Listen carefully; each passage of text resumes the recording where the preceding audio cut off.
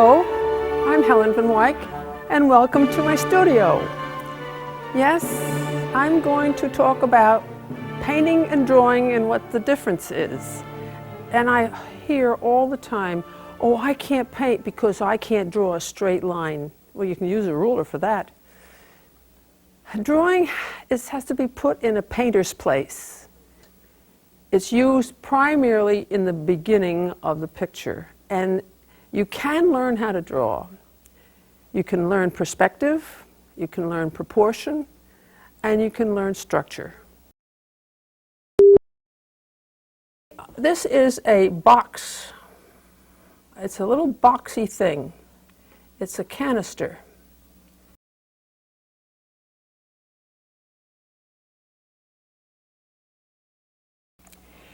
So when I do that box, I don't just do what I see, but I construct its bottom. I know, because I learned the principles of drawing, if I diagonal this, I'll get the middle, and that's where that's going to go. So it's a learned principle that makes this drawing more sensible. Now, because of perspective, this is lower than my eye level. This is lower than my eye level too, but not as much. So its shape is not going to. You can make them parallel. They're not parallel. They're a little getting squeezed together. But parallel at least is better than going like that in this. So line this up with this. Line this up with this. Then I'm going to paint a lemon that has been peeled.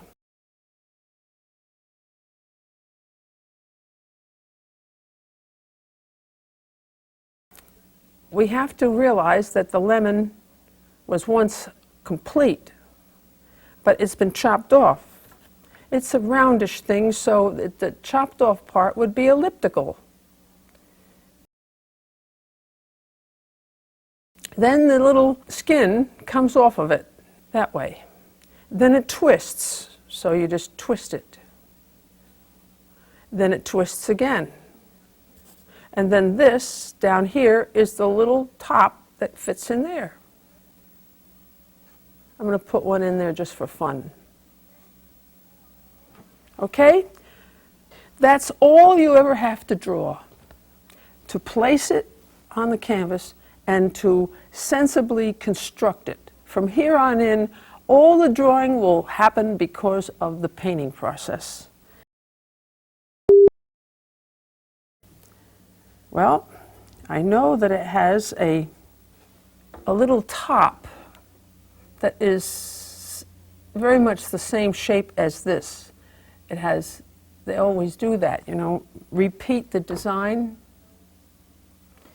So with a stroke that would take in the whole side plane of the little stopper, and I'm going to correct it down with the other side.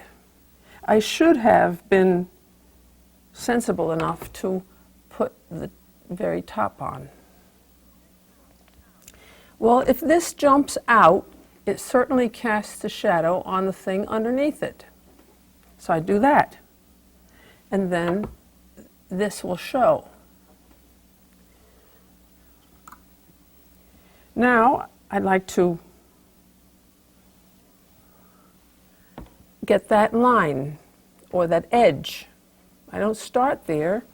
I start here, and then move it out to that. This has a rim, so I've painted it in as a rim. The light is sneaking over here, but then falling in shadow.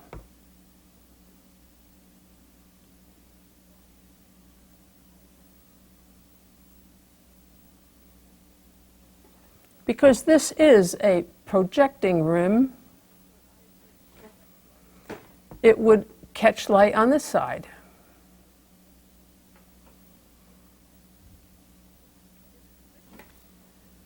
its thickness would then cast a shadow underneath it.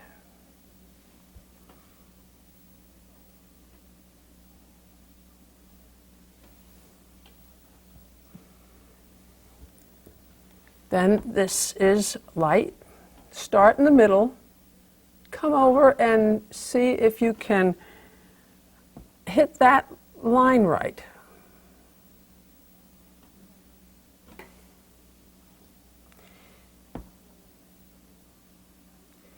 Come over and hit that line right. This is on the same plane as that. It's got to be darker. And so we see in planes rather than in lines. The lines happen to have to come between the planes.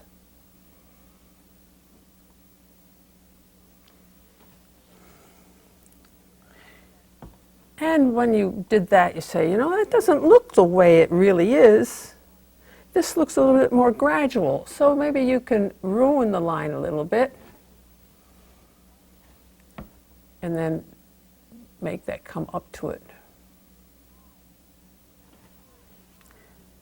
That's where your eye plays the important role.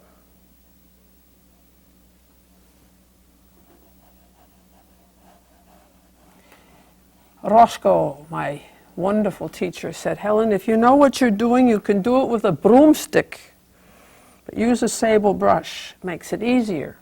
No one cares how much you suffer, you know.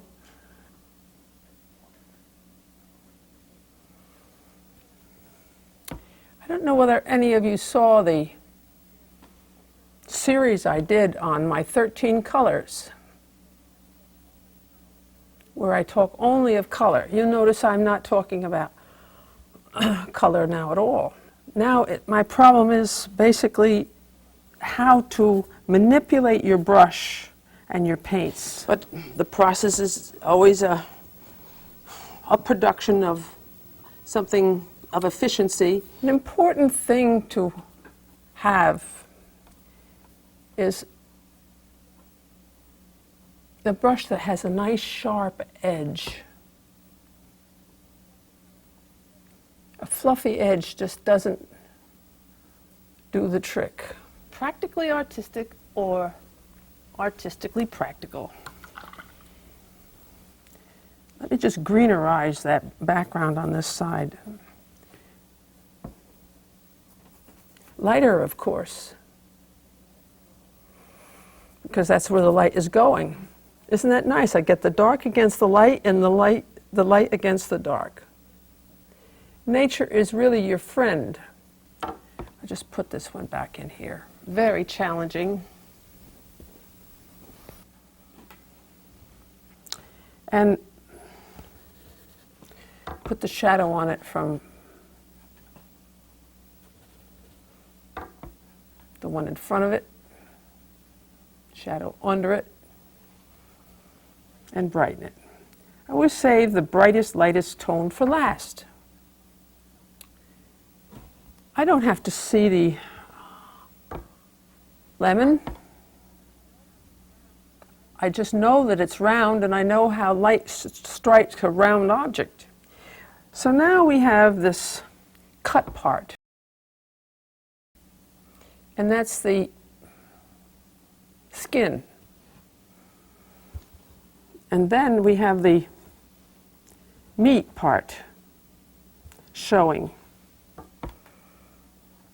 Oh, a little bit too dark, but it is darker than you think. There. I'm going to cut that down a lot. And then put this here. This is the white again. Yes, there are times that you need a tiny brush. There's a nice tiny brush, because in the middle of this, you see these sections.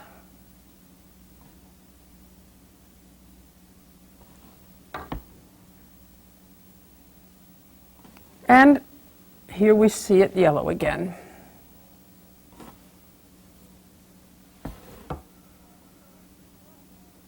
So the brush draws the subject by massing in the planes.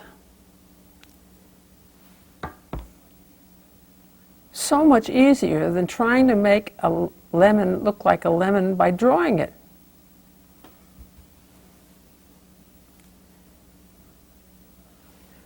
You can make it by constructing it. But to construct it, you have to know it and know the principles of painting.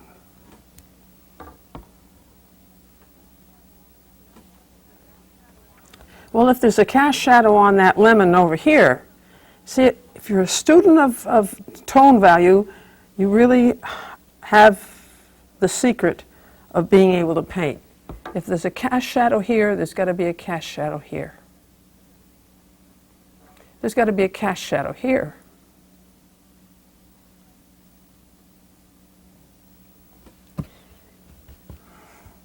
To me, that doesn't look right. Maybe it's fatter. Yeah. Maybe it's not as long. Heavens, it's got its top knocked off, so I'll take it off from the bottom. Always keep yourself in a very optimistic frame of mind. If you say you can't do it, you can't do it. If you say I can do it, you can do it. Very important. It's yes, you have to be critical about what you're doing at the time, but overall you have to keep your enthusiasm up. Because you're making something. You're not destroying something, you're making it. And so you have to keep your enthusiasm up. People say, oh, Helen, you're a perfectionist. I said, I am not a perfectionist. Perfectionists are hiding out. They don't do anything because I can't make it perfect, I won't do it at all. So, when you paint, that's how your attitude has to be. It has to be, you're looking for the pony. If all you do is criticize what you do, you never finish it because you're so discouraged.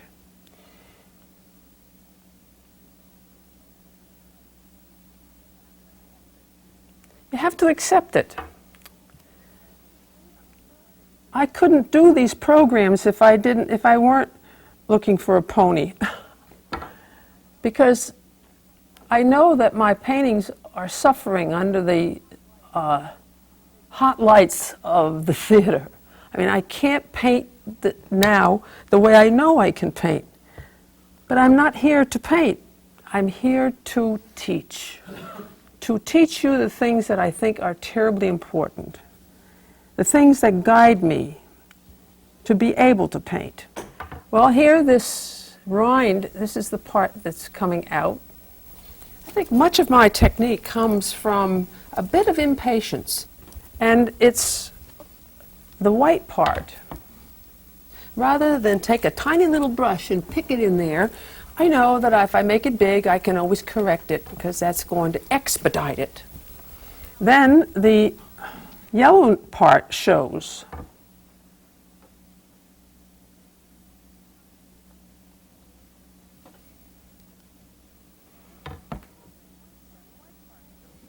Then the white part shows again.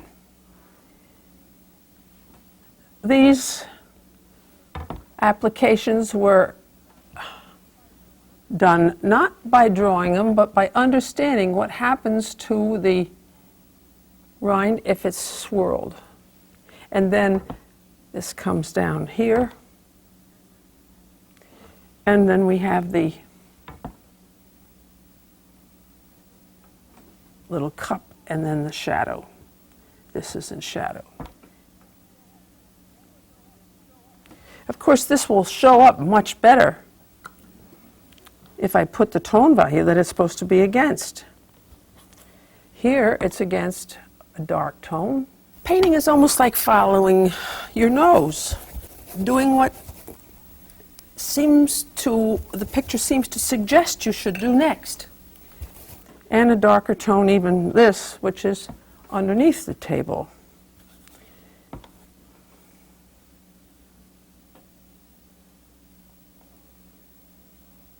Really, painting is so much fun. You're doing something that's never been, you're doing a painting that you've never done before. It's always a wonderful kind of a surprise.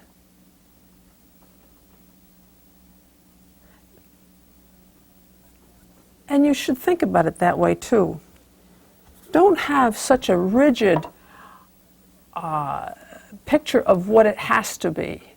Accept what it can be. How powerful the painting principles are.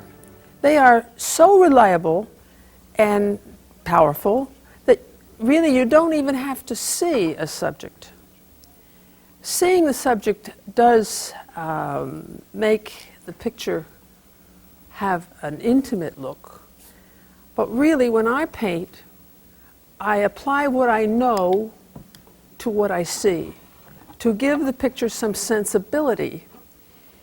If I only paint what I see, maybe it's going to be shallow. This will look much better if I go down. For some reason or other, it looks as though the wood goes down. And then I'll fix this way going across.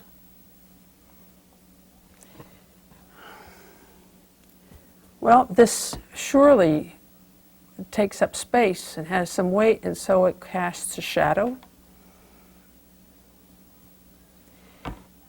So we learn about cast shadows.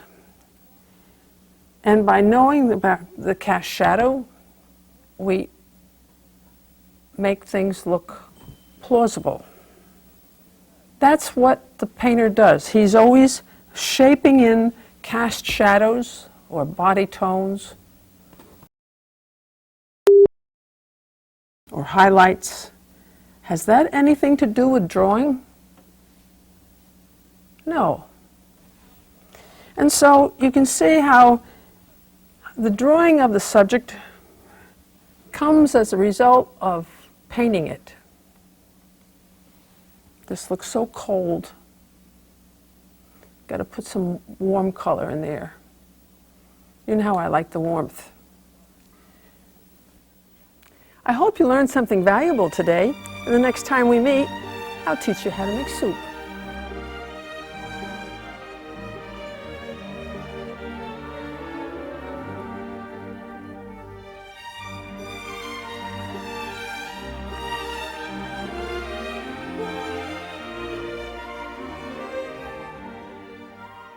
Hello, I'm Helen Van Wyck, and welcome to my studio.